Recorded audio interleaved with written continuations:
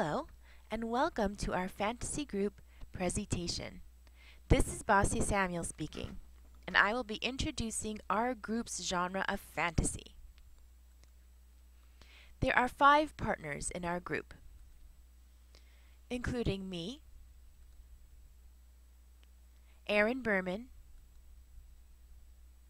Katie Magaha, Madeline Pundick, and Lisa Gatson. And each of us will be presenting a different aspect of our genre talk.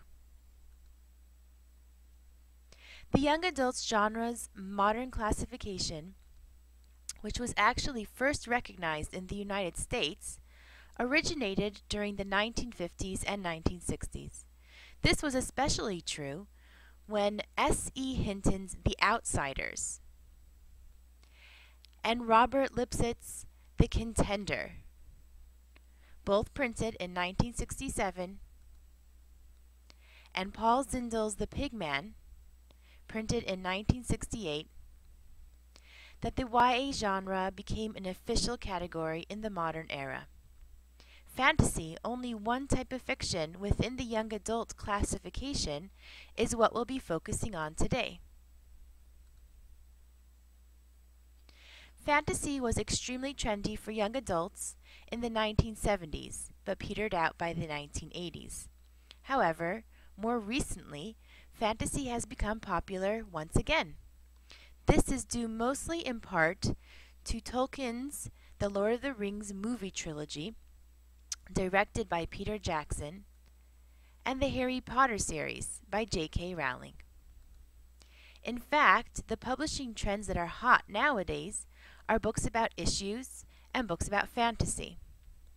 The American Library Association's Young Adult Library Services Association, or YALSA, also formerly known as the Young Adult Services Division, initially promoted the fantasy genre through a committee formed in 1989. Currently, fantasy is simply a given and included with the myriad of genres on the YALSA site and book lists. For example, the Teens Top 10 2010 list contains fantasy books such as The City of Glass by Cassandra Clare and Fire by Christian Cashore. Fantasy is actually a genre of fantastical literature, a type of literature that includes science fiction and horror as well.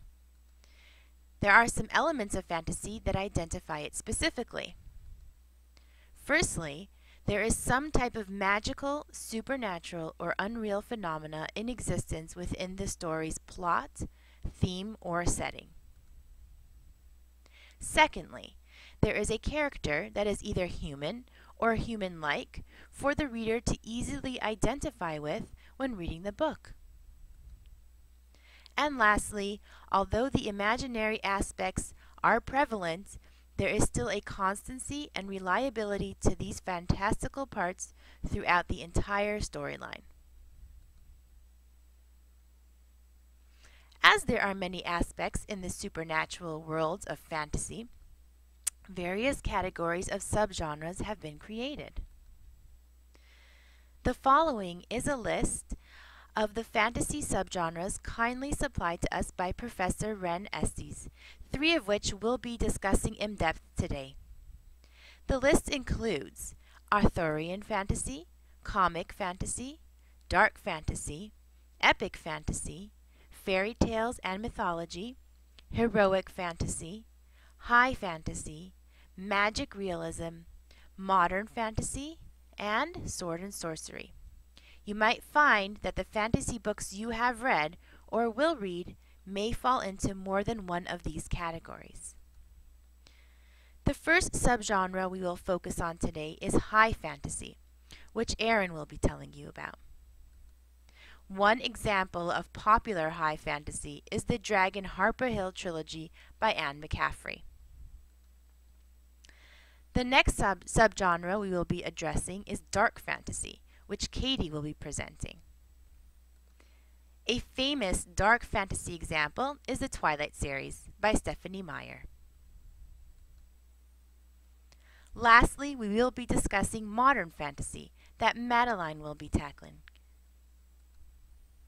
Modern fantasy includes the well-known His Dark Materials trilogy by Philip Pullman. Lisa will be presenting our conclusion and has created a suggested reading list of titles for the fantasy genre. Erin will be taking over next with the high fantasy category. Thank you and enjoy our presentation.